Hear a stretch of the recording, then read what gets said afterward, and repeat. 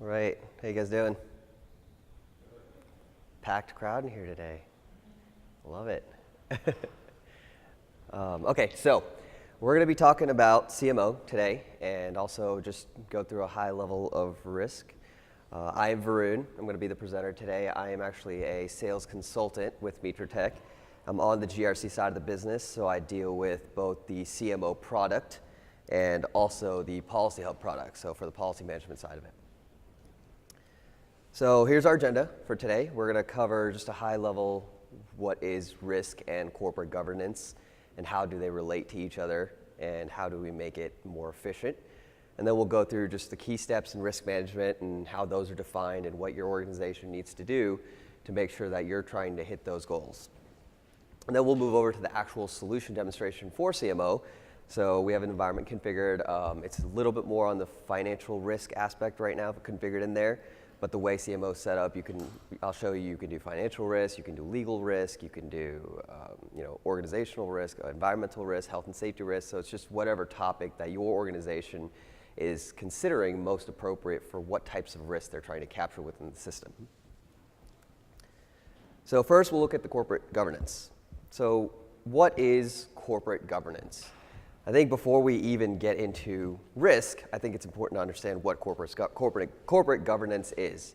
And corporate governance is the system of rules, processes by which a company is controlled and directed.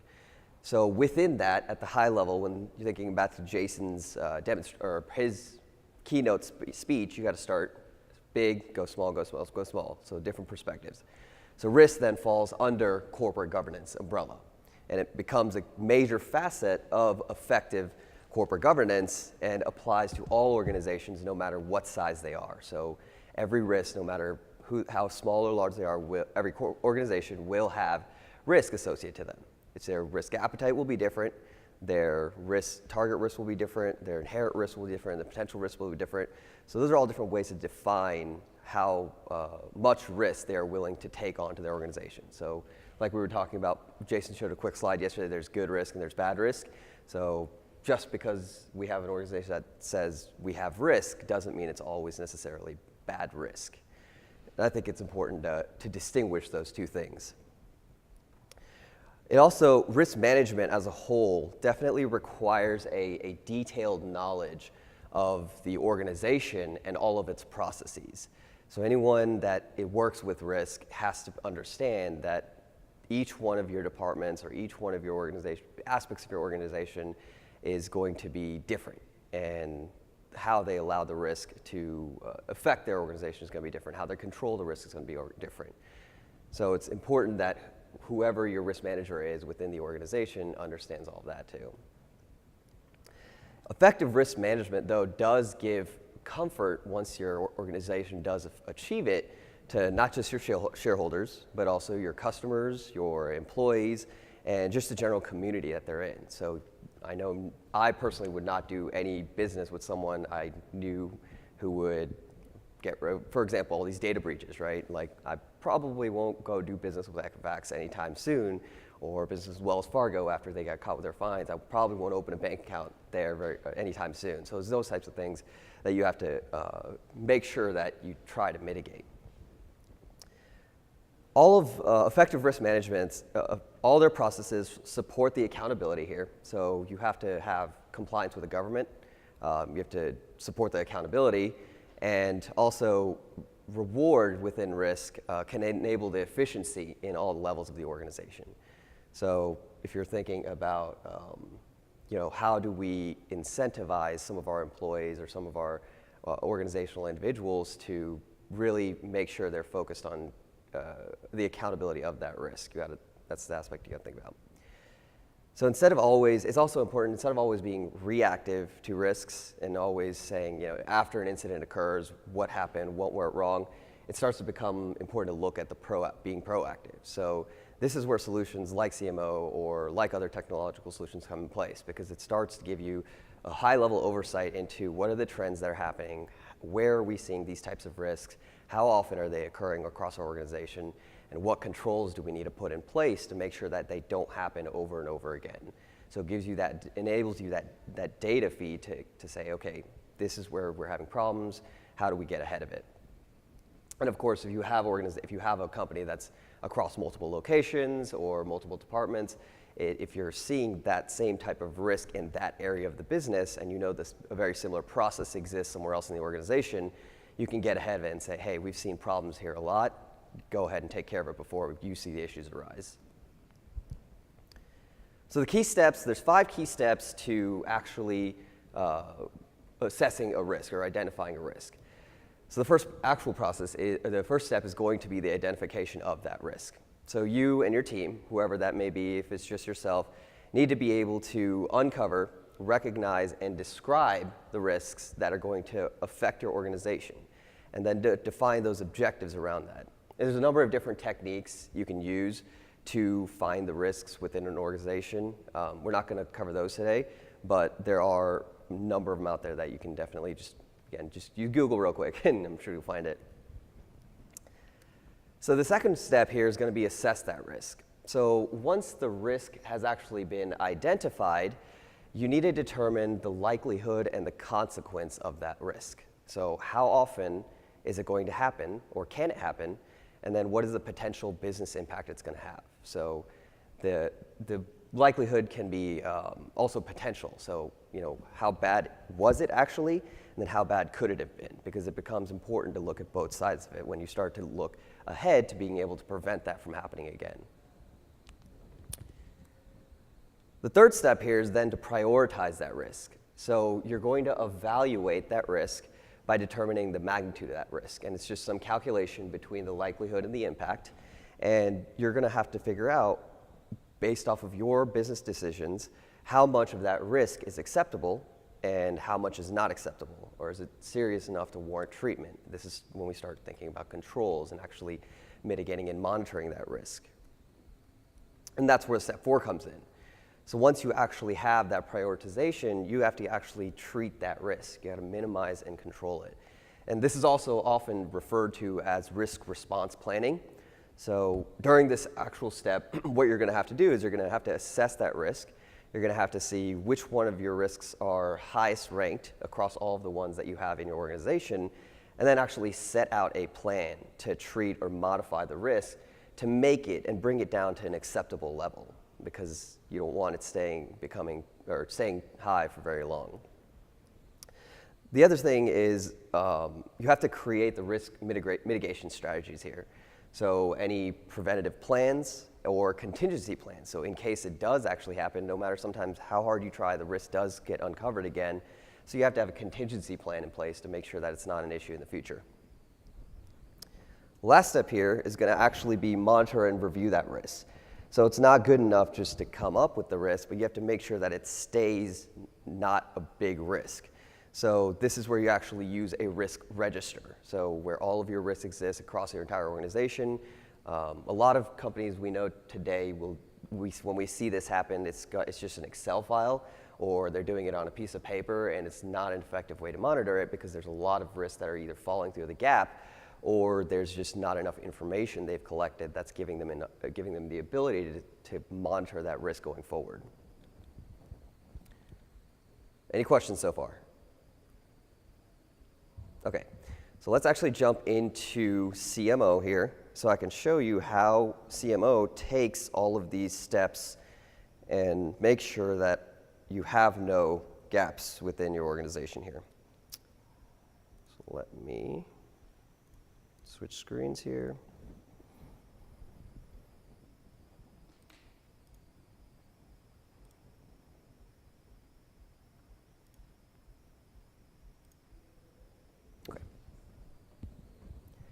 So what you see before you now is actually the login screen for CMO. CMO, just like I know a lot of you guys probably use Team Connect or have some familiarity with it, but it's very similar in the fashion that it's a platform that you can build information on. So it's very configurable, it's permission-based, it allows you to only show information to the people that need to be able to see that information. So I'm going to go ahead and log in here as someone who would be an administrator or a risk manager within the organization. The first thing you see here is actually the dashboards. So every time I have a dashboard here, what it actually does is it gives me a high-level overview of the current risk exposure across the entire organization. So things like, what are the overall statuses of my actions? So who's accountable here for these different controls or for these different risks? Or my actions table, what am I accountable for? So not just the rest of my team, but do I have anything I need to prepare for? Or are there any actions that I have completed but are past their due date that I need to actually get on?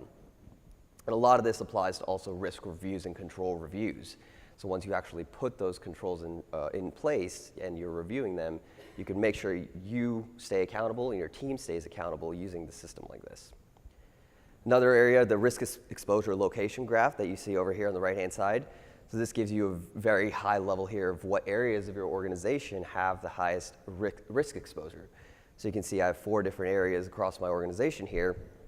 And I can see they each have their own levels of risk that they're associated to. Each of these dashboards, right now you are looking at an organizational view, but they can very easily be filtered down to what I want to concentrate on. So for example, if I come up here and I want to look at only my account management, what it actually does is it filters all that information down to just that one location. So because this is my current task in the system, I can just filter it down to that information. So now I'm only looking at one location. There's not as much data here that I may not need right now. One of the risk matrix graphs you see right here, so at a glance you can see which risk currently has the highest possible rating. So I have inherent, target, and residual risk across the top here. So if I click on residual risk, for example, you can see the numbers have changed here. And this is how each of my risks are falling as the risk scale that I've defined for my organization. And this is all just built in the background. So instead of saying how bad is the risk from a scale to 1 to 5, we give it specific values so you can actually start tracking that information. And I'll show you that at the end, what it looks like within the system. Let's jump into one of the risks though. So all of these dashboards you can actually interact with. So if I come in here and I want to look at my catastrophic risk, obviously not acceptable. Here is a high level of what information resides here. So this is actually fallen now on my risk register. So what I was speaking of earlier about where people have their, within an Excel file or just doing on pen and paper, this is the type of information you want to try to capture. It's going to contain all of the details on all of your identified risks for your entire organization. But this one's just filtered right now because we went in directly to that catastrophic risk. So I can see the inherent risk rating here compared to the current rating, which is your residual rating, and then the target rating, which is where your organization wants to be. And that's also known as the risk appetite. So where do I want to take this risk when it's acceptable to my organization? So it doesn't always have to be just completely down to the green. Maybe it's acceptable when it gets to the yellow for now. So it just depends on each organization. You can also see here how the risk has been categorized. So this particular risk is categorized as people. So by assigning these different categories to these risks, I can take it one step further and start seeing where in my organization I'm having the most type of risk. So is it my people? Is it my systems? Is it my policies that I'm really having problems with? Every one of these risks does associate to a number of different things. So whether they're controls, whether they're events, whether there are other risks that they may be tied to, all of that is very easily viewable directly right here. So if we actually jump into one of these controls, so let's say I want to bring out a policy for preventing the credit breaches here. So I want to update my policy, make sure it's fixed and that there is no old version active, and that's going to be how I'm going to mitigate this risk. So again, this is just going to be high-level information about all of the information about that particular control. So if I jump into the actual policy, so if I look at the policy, it's going to take me into the most recent version of that policy. So I can very easily see, okay, this credit breach policy is what I have within my system right now, and that's acceptable how I have it in here right now. And what the screen you guys are actually seeing right now is also part of our policy hub system.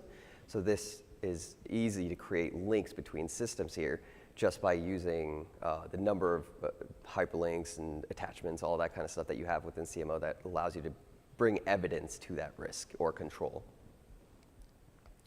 So jump back out of that. So you can put hyperlink in it. Mm-hmm.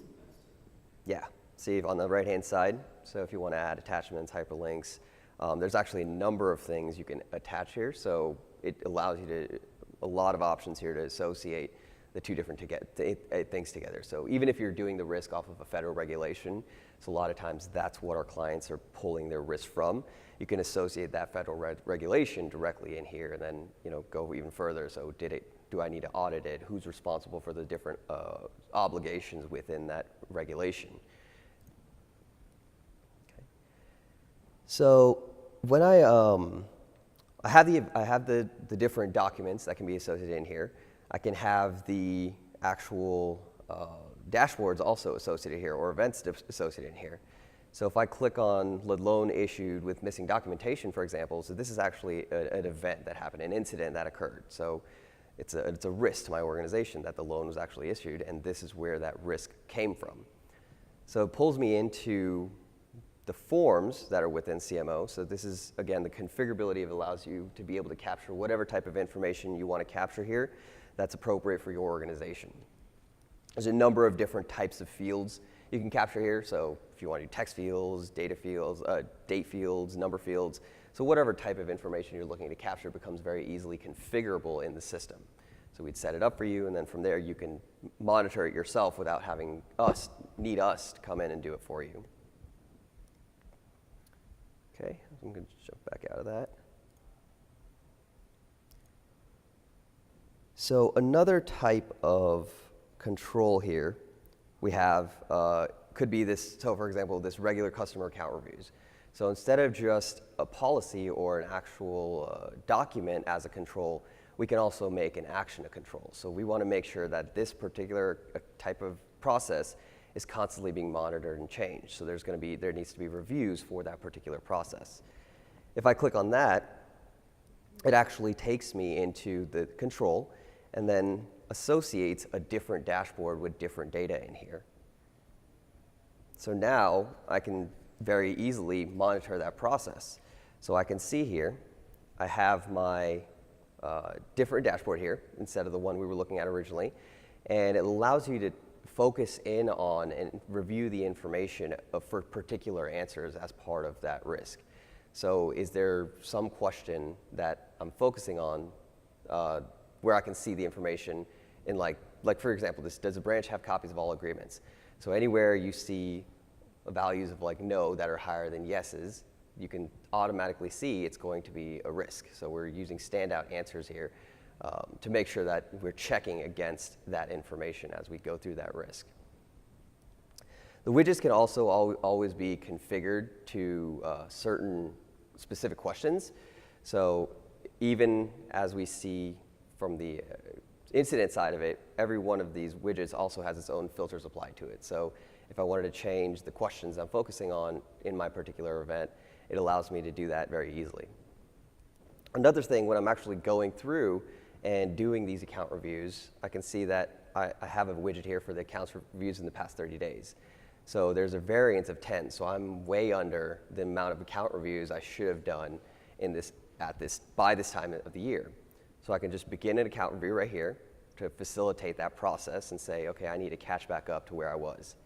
This screen you see here is a basic screen. So sometimes when we have individuals who are assigned to single locations, it'll automatically fill in where you want to do that account review. If they're at multiple locations, you can change it so that there's additional locations they can choose from to decide where or what department they want to do that account review from. Once we actually jump in, so let's say we want to do it with account management here. Once we actually jump in, notice the variance was 10. So it's going to bring us into the account review, which again has different information and different types of responses in here that I want to be able to capture. I'll be able to enter that information in, and then obviously close that account review in as I go through that process. Once it's done, do you have a question? So does it assign tasks to your Outlook, or user has to go into the interface? So it assigns tasks within here. Yeah. We don't have an Outlook integration yet, but you can export the actual date it's due into your Outlook calendar.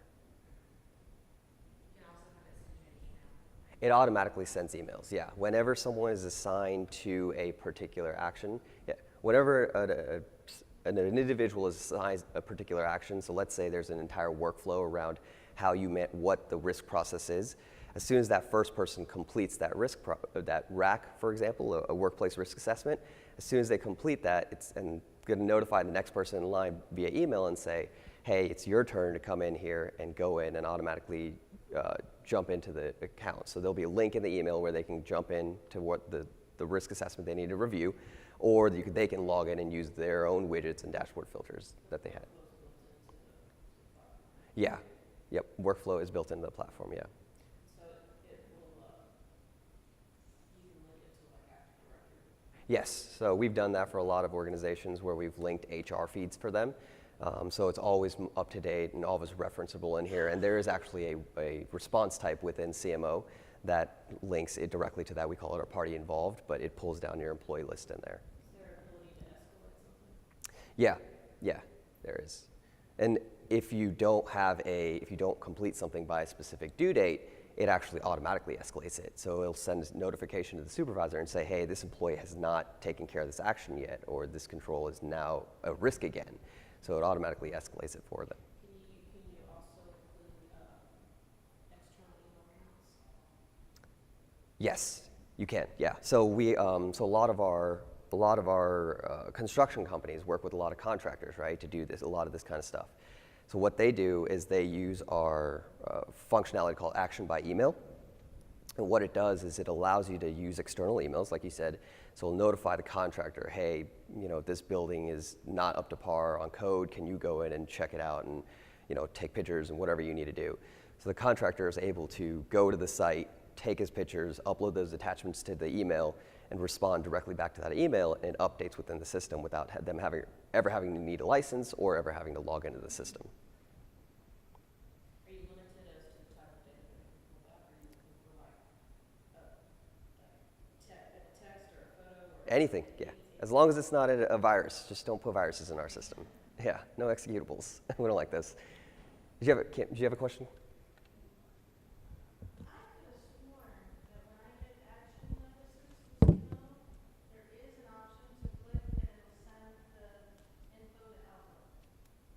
Yeah, so what it does is when you click it, it downloads it as like a normal downloaded file, and that is what it sends to. So it's not a complete integration between Outlook, but you can send tasks to yourself like that.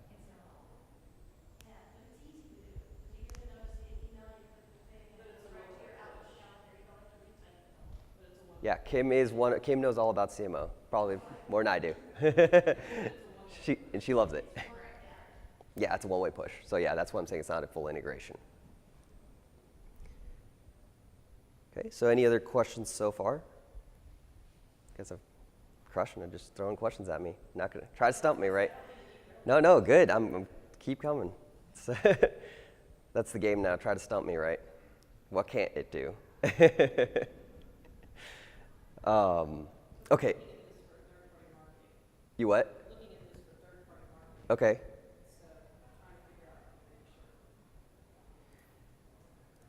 So when we come back to that dashboard, the accounts review dashboard we were in, you can now see the variance is down to 9. So all of the data is live data. So anytime you input information in here, it populates immediately in there. So you can see just now I've done my account review. I can change my questions, and I can see if that information still needs to become up to date. The risk matrix we have is directly built into the system in the back. So when you look at it, it actually looks like this. You never have to come into here. This is all, only a system administrator would ever see something like this. And like I said, I was logging in as an administrator. But this is how the risk matrix we've built into here as something like a best practice, right? So you have your consequences, and they're against your likelihoods here.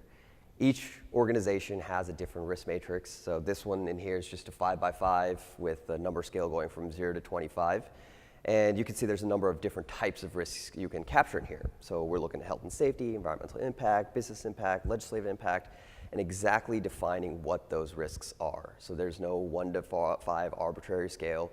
So when your person's actually in your risk assessment and then they're doing the risk assessment, they can look directly, it's going to show them this exact chart so they don't have to memorize it even, and they can just choose, okay, we are, maybe it's a $100,000 business impact, and it's going to happen every once in a while. So it's going to bring me down to yellow because of that's the point that it goes down to. So you manually assign risk value. That will assign the risk value to it, yeah. But initially you have to manually assign the risk value based on the capital. So that will be part of the risk assessment, right? So yeah, because you can assign it just depends how you build the risk assessment or how you guys do them today, but most organizations will define a potential, a likelihood, and a target because they want to make sure that they're actually getting somewhere to decreasing the severity of that risk. Okay. Go back here.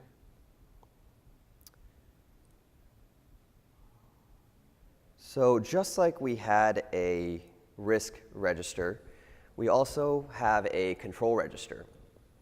So all of your risks are shown in exactly how you need them to be shown in, but so are all the controls here. And just like we had the information about that particular risk, we have the same information displaying about those controls. And this is where we can start tying in different actions or the accountability for that particular control. So for example, if I go into, let's go into one of the effective ones. If I go into this particular control, this is the information I have in here right now. But as more information populates, it'll just show it all at the bottom here. So it's just like the same type of view. It gives you so you don't have to try to learn new screens every time you're looking at the controls and switching back and forth between the controls and the risks, and also the actions. So is there an action plan in place? Who's accountable, or how many people are accountable for those particular actions? And when we actually jump into the action portion of it, just like we had for the risk register and the control register, we also have an action list. So clearly I'm not doing my job with all overdue actions here, but as I jump into them, you can see this particular action was reviewing the risk rating. So this brings more accountability to that entire process by showing you everything you need to know about that action. So how much of it has been completed so far by me or my team, where is this particular action originating from, or what risk is it originating from, and where is it associated to, and when is it due? So this is where it starts to generate those automatic escalations for dates not completed, or all the color coding becomes easy to put right into a widget to see which of my actions I need to prioritize over other actions.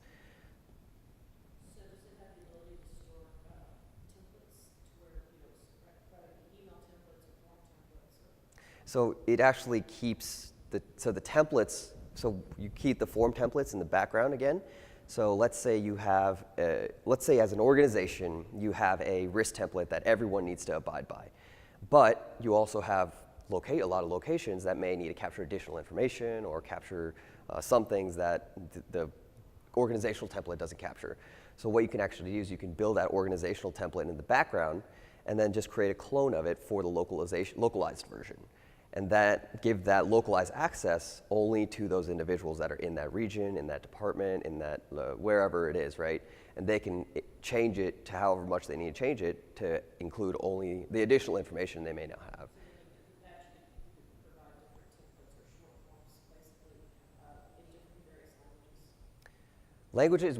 Languages, we have language packs in here. We have 13 language packs. I don't know off the top of my head. Do you know off the top of your head what languages are in here? Okay, yeah. So we have 13 language packs built in here, and if you don't have a language that you need, we're happy to put it in at no charge because it'll enhance the solution for the future, right? So, yeah.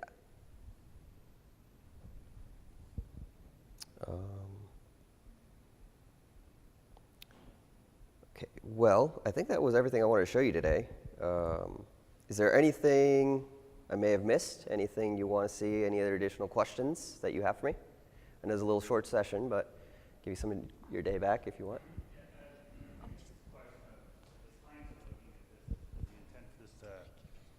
Yeah. stay as a standalone kind of risk management solution that would coexist with Team Connect or matter management system? Are people talking about where, if at all, do those worlds cross? I'm just curious. So I just had a conversation with one of our other clients out there recently, and he was talking to me, the AIG. He was talking to me about how a lot of their governance, corporate governance, their compliance, all of that kind of stuff is now being rolled under legal, right? So it becomes important to think of it in a broader sense. From the solution side of it, if I'm understanding your question correctly, from the solution side of it, we obviously now have Policy Hub, we have CMO, and we have Team Connect, right? So all of that information eventually needs to talk to each other. We don't have a plan in place, but that is our future vision, to have it all in one system so that you can access this information within Team Connect, or can access those policies within here or within Team Connect, and associate all that information together, because it becomes important to look at it at that scale. Did that answer your question? Yes. Okay. A lot of our clients host it, but we do have on-prem. Yeah, so we do have clients whose stringent security needs cause it to be on-prem, and that's not a problem. And it does also have an app, so we do have a iOS and a Windows app with Android One in development. And actually, you know what? I didn't bring it with, huh? It's what? Yes. Can you do me a favor and grab my tablet from the? I can show it to you. It actually, yeah. So it's a real app, right? You can get it off the App Store, and it's completely functional online and offline. So a lot of our clients will need access to this information offline too. So a lot of our oil and mining, our electric clients, they need access to this 100 feet underground or on an oil field. So.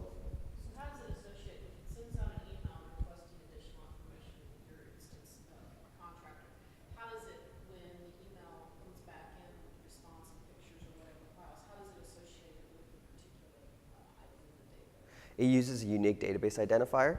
Yeah, so that's actually, it's built into the email, so that when that email sends, it says at the bottom, don't touch this, or you're gonna mess it up, right? But so we can't, obviously, that's just training aspect on your side, but it uses that unique database identifier to associate directly into this information in the database. I don't know if we've tried that. Have we tried that? Right? No one's asked for it, so we haven't done it, right?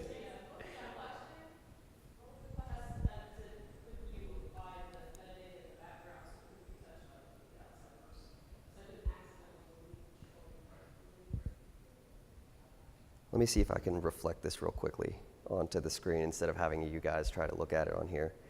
We just did a demo for HMS Host earlier today, so their logo is on the top, so just ignore that. Let me see if I can get it on here now.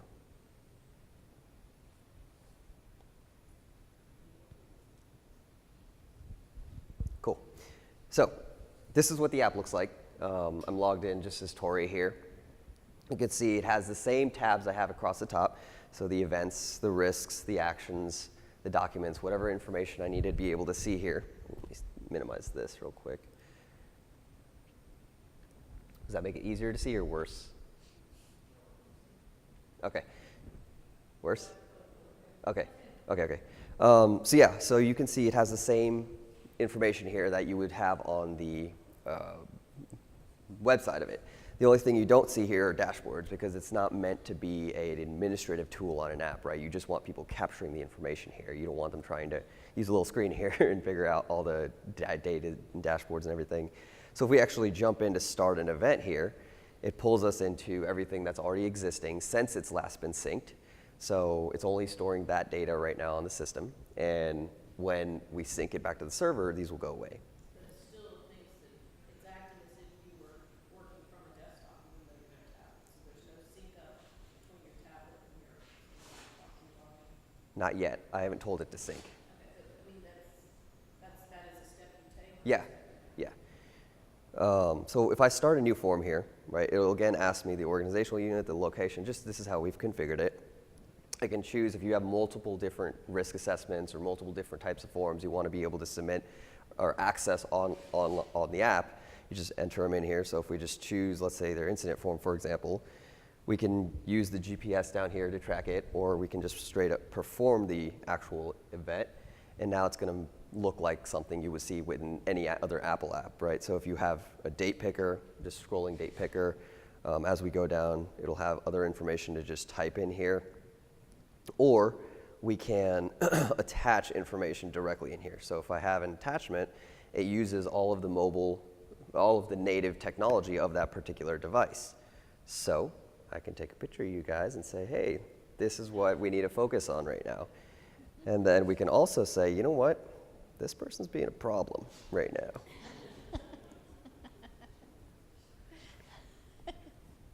And they don't even notice. Look at that. The other cool thing is if you have certain documentations about how a particular process is supposed to go, you can access all that information right here too. So the folder breakout and the file structure is mimicking what's on your database side of it. So you can access all that information directly in here and associate it into this part of the form. So when someone responds to the CMO and sends information back and it brings it into the database, then can you set it up to where that triggers a task for someone, for the next person? yeah, because it's part of, so oftentimes it's part of a workflow, yeah, so it'll automatically trigger the next task. So again, bring that accountability back into them. You can also, I mean, if you don't have workflow actions or something like that, you can always associate direct actions here and just do ad hoc. So if I wanted to assign a category here, assign who was responsible here, and any comments about, hey, you should probably do this, or any evidence or attachments of what they need to follow up on, it's all directly right in here too. So just like we were looking at it from the website side of it, the same functionality exists on the app here. Okay. You also have access to your risk register here, so in your control register and your action register. So as you are in the field or as you are working on that risk assessment, if you have a supervisor or a risk assessor who needs to access that information, it becomes very easy to be able to do that directly from here.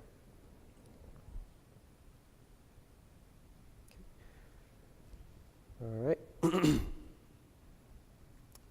Any other questions then? That worked out. Yeah, go ahead. One of the things that our compliance function is responsible for is monitoring changes in law and working with our business partners for, whether or not we have some sort of remediation that needs to happen. Do you have any plans to tie into the regulatory feeds to help with that business process as well? So what a lot of our clients will have done in the past for that is they've actually worked with whoever that, so I'm guessing you have a content provider that you subscribe to? Okay, so what we've done in the past is we've taken everything from those content subscribers and we've put it within CMO.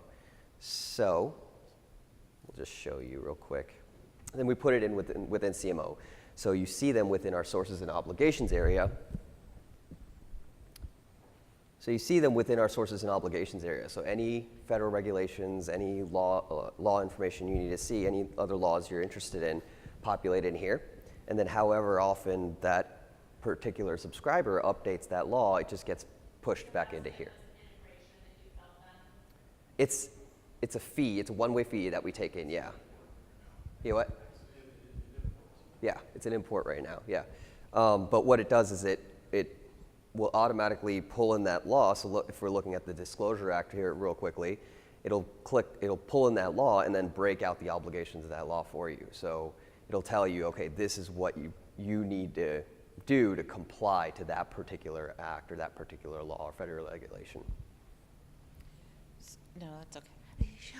Yes, I've got a big voice. Okay. Oh, You might the just only need to repeat the question. It's for the recording. It's for the It's recording. Oh, darn. Never mind. Oh, Varun, you just repeat the question. Yeah, I'll just repeat your Varun will repeat the question. So, we import cyber recs for, and it's a reference in our obligations. What it will do is it will eventually, as the Federal Register citation gets updated, it will update the obligation, but it will not update the action. So there's still a component that you need to go in and, as part of the job of the regulatory compliance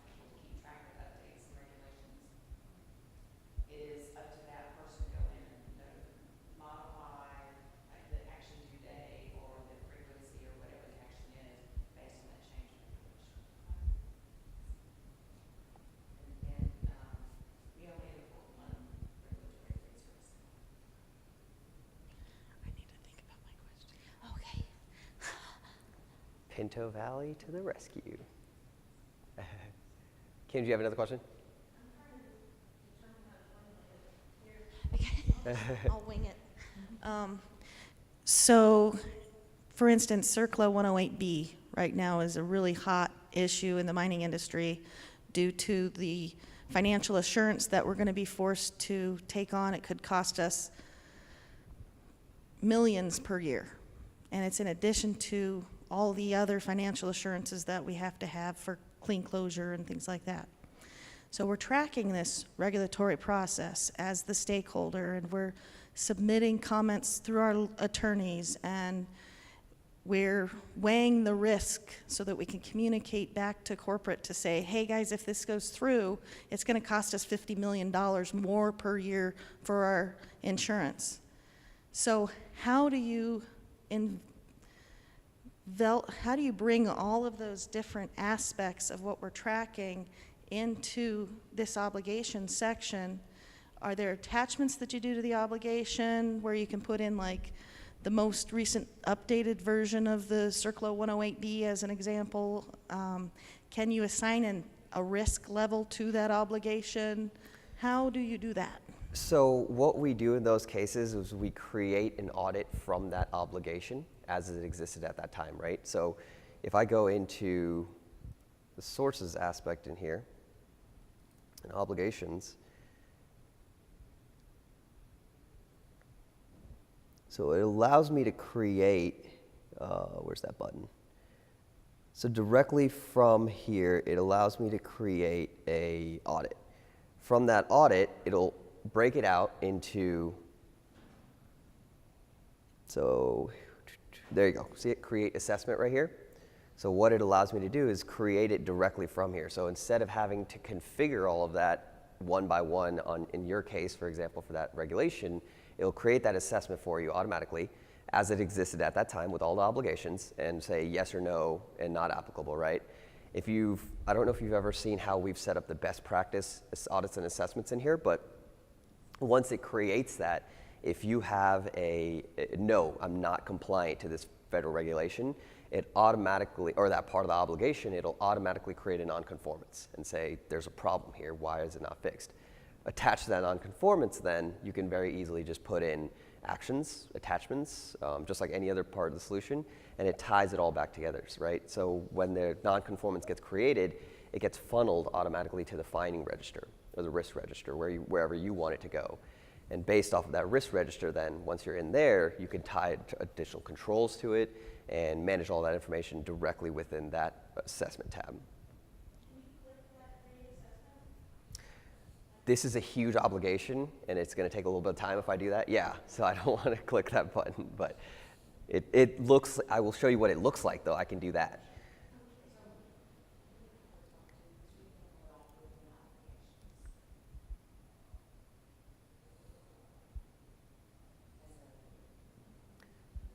So it would look something like this.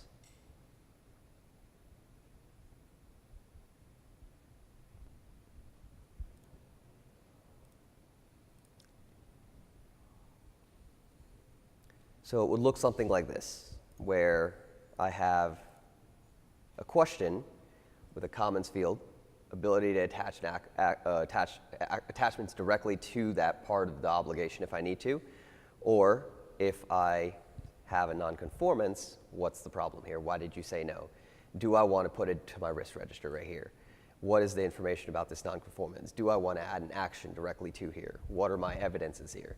And just like I showed you a second ago with the app, it functions the same way, right? So if you are underground, 100 feet underground, and you need to work offline and add all that information directly or capture that evidence and tie it together and then sync it later, it'll capture the exact same information. But that's what it looks like when it creates that assessment from that obligation or that federal regulation.